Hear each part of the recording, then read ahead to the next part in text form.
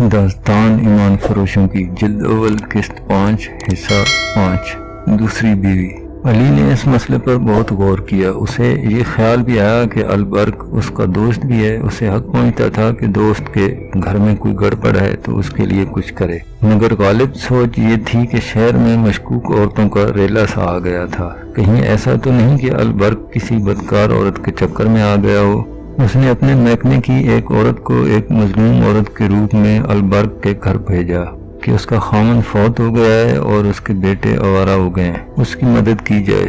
ہدایت کے مطابق وہ عورت اس وقت البرک کے گھر گئی جب وہ گھر پہ نہیں تھا، جہاں اسے آصفہ نظر آ گئی۔ یہ عورت البرک کی پہلی بیوی سے ملی، اپنی فریاد پیش کی اور کہا کہ وہ البرک سے اس کی سفارش کرے۔ باتوں باتوں میں اس نے پوچھ لیا، آپ کی بیٹی کی شادی ہو گئی ہے یا ابھی کنواری ہے؟ تو اسے جواب ملا، یہ میری بیٹی نہیں، میرے خاوند کی دوسری بیوی ہے، 3 مہینے ہوئے انہوں نے شادی کی ہے۔ علی بن سفیان کے لیے یہ اطلاع حیران کن تھی۔ اس کا شک پکا ہو گیا کہ رات کو باہر جانے والی البرک کی نئی بیوی ہو سکتی ہے۔ اس نے ایک اور عورت کے ہاتھ البرک کی پہلی بیوی کو پیغام بھیجا کہ وہ اسے کہیں باہر ملنا چاہتا ہے، ان کے گھر کے متعلق کوئی بہت ہی ضروری بات کرنی ہے، مگر البرک کو پتہ نہ چلے۔ علی نے ملاقات کے لیے جگہ اور ایسا وقت بتایا جب البرک دفتر میں مصروف ہوتا تھا۔ وہ آ گئی۔ علی کے دل میں اس معزز عورت کا بہت احترام تھا۔ اس نے البرک کی بیوی سے کہا، اسے معلوم ہوا ہے البرک نے دوسری شادی کر لی ہے۔ بیوی نے جواب دیا، شکر ہے دوسری کی ہے، چوتھی اور پانچویں نہیں کی۔ علی نے پوچھا، وہ کیسی ہے؟ اس نے جواب دیا، بہت خوبصورت ہے۔ علی نے پوچھا، شریف بھی ہے؟ آپ کو اس پر کسی قسم کا شک تو نہیں؟ تو وہ سوچ میں پڑ گئی۔ علی نے کہا، اگر میں کہوں کہ وہ کبھی کبھی رات کو باہر چلی جاتی ہے تو آپ برا تو نہیں جانیں گی؟ وہ مسکرا کر کہنے لگی، میں خود پریشان تھی، یہ بات کس سے کروں؟ میرے خاوند کا یہ حال ہے کہ اس کا غلام ہو گیا ہے، مجھ سے تو اب بات بھی نہیں کرتا۔ میں اس لڑکی کے خلاف خاوند کے ساتھ بات کروں تو وہ مجھے گھر سے نکال دے، وہ سمجھے گا میں حسد سے شکایت کر رہی ہوں۔ یہ لڑکی صاف نہیں، ہمارے گھر میں کبھی شراب کی بو بھی نہیں آتی تھی، اب وہاں مٹکے خالی ہوتے ہیں۔ علی نے چونک کر پوچھا، شراب؟ البرک شراب بھی پیتا ہے؟ بیوی نے کہا، صرف پیتا نہیں، بدمست اور مدہوش ہو جاتا ہے۔ میں نے 6 بار اس لڑکی کو رات کے وقت باہر جاتے اور بہت دیر بعد آتے دیکھا ہے۔ یہ بھی کہ جس رات لڑکی کو باہر جانا ہوتا ہے اس رات البرک بے ہوش ہوتا ہے، صبح بہت دیر سے اٹھتا ہے۔ لڑکی بدمعاش ہے، اسے دھوکہ دے رہی ہے۔ علی نے کہا، لڑکی بدمعاش نہیں، جاسوس ہے، وہ البرک کو نہیں قوم کو دھوکہ دے رہی ہے۔ بیوی نے چونک کر کہا، جاسوس؟ میرے گھر میں جاسوس؟ وہ اٹھ کھڑی ہوئی، دانت پیس کر بولی، آپ جانتے ہیں میں شہید کی بیٹی ہوں۔ البرک پکا مسلمان تھا، اس نے زندگی اسلام کے نام پر وقف کر رکھی تھی۔ میں بچوں کو جہاد کے لیے تیار کر رہی ہوں اور آپ کہتے ہیں میرے بچوں کا باپ ایک جاسوس لڑکی کے قبضے میں آ گیا ہے۔ میں اپنے بچوں کے باپ کو قربان کر سکتی ہوں، قوم اور اسلام کو قربان ہوتا نہیں دیکھ سکتی۔ میں دونوں کو قتل کر دوں گی۔ علی نے اسے بمشکل ٹھنڈا کیا اور سمجھایا کہ ابھی یہ یقین کرنا ہے کہ یہ لڑکی جاسوس ہے اور یہ بھی دیکھنا ہے کہ البرک بھی جاسوسوں کے ایک گروہ میں شامل ہو گیا ہے یا اسے شراب پلا کر صرف استعمال کیا جا رہا ہے، اور جاسوسوں کو قتل نہیں گرفتار کیا جاتا ہے، ان کے دوسرے ساتھیوں کے متعلق پوچھا جاتا ہے۔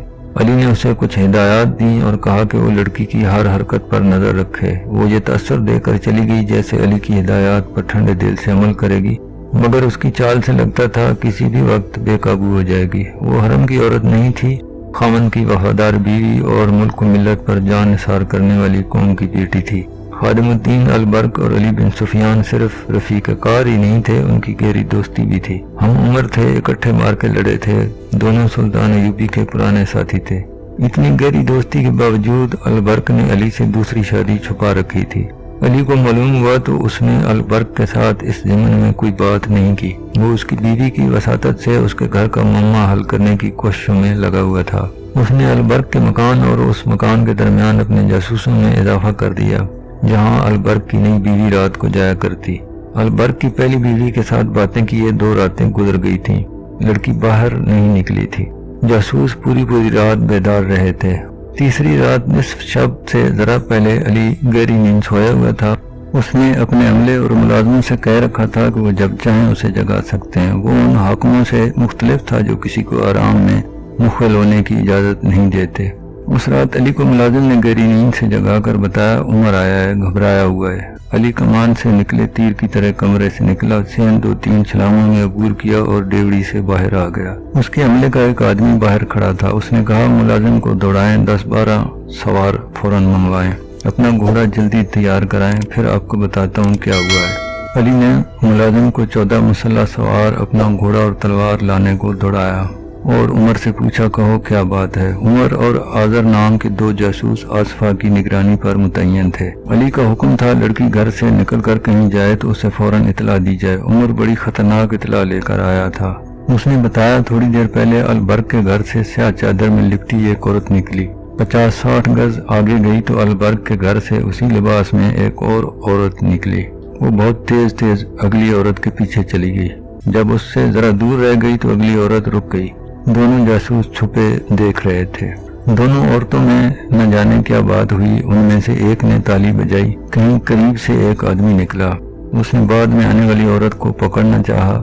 औरत ने उस पर किसी हथियार का वार किया जो अंधेरे में नजर नहीं आता था। उस आदमी ने भी उस पर किसी हथियार से वार किया। जो औरत पहले आई थी उसकी आवाज सुनाई दी, इसे उठा कर ले चलो। दूसरी औरत ने उस पर वार किया, उसकी चीख सुनाई दी।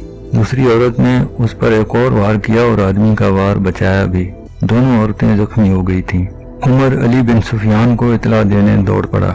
आजर वहीं छुपा रहा। उसे ये देखना था कि ये लोग कहाँ जाते हैं।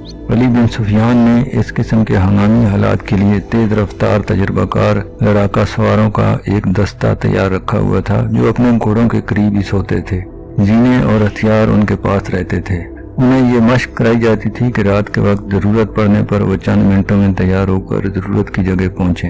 वो इस कदर तेज हो गए थे कि अली के मुलाजिम ने दस्ते के कमांडार को इतला दी कि 14 सवार भेज दो, तो वो अली के कपड़े बदलने और उसका घोड़ा तैयार होने तक पहुंच गए। अली बिन सुफियान की क़ियादत और उमर की रहनुमाई में वो वारदात की जगह पहुंचे। 2 सवारों के हाथों में मशलें थीं। वहां 2 जख्मी पड़े थे जैसे लाशें हों। अली बिन सुफियान ने घोड़े से उतरकर देखा, एक अलबर्क की पहली बीवी थी, दूसरा आजर उमर का साथी। दोनों जिंदा थे और खून में लथपथ। आजर ने बताया, वो अलबर्क की बीवी को फेंक कर चले गए तो वो उसके पास आया। अचानक पीछे से किसी ने उस पर खंजर के 3 वार किए। वो संभल न सका, हमलावर भाग गया। आजर ने बताया, दूसरी औरत अलबर्क के घर की तरफ नहीं गई बल्कि उधर गई है जहां वो पहले जाया करती थी।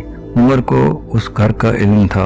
अली बिन सुफियान ने 2 सवारों से कहा, वो दोनों जख्मियों को फौरन जरा के पास ले जाएं। बाकी सवारों को उमर की रहनुमाई में उस मकान की तरफ ले गया जहां आसफा पहले कई बार जाते देखी गई थी।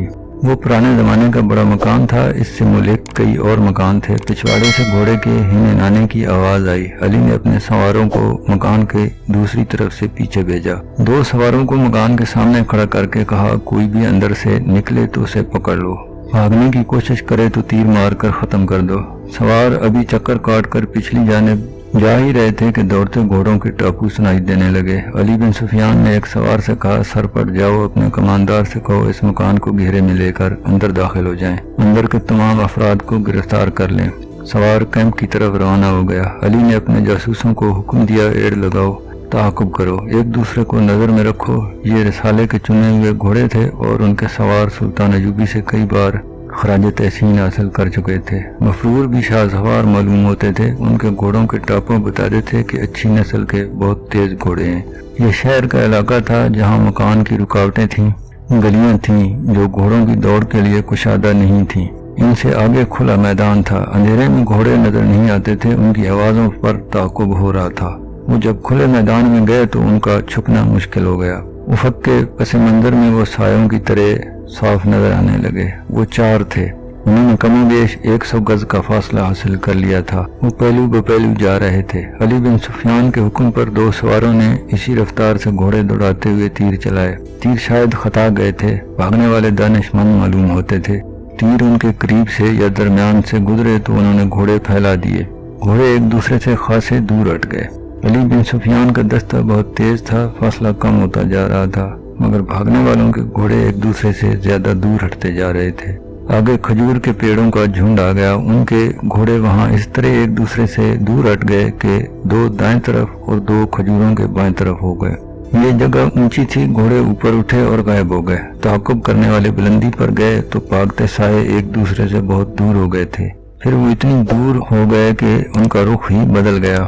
علی سمجھ گیا وہ اس کے سواروں کو منتشر کرنا چاہتے ہیں۔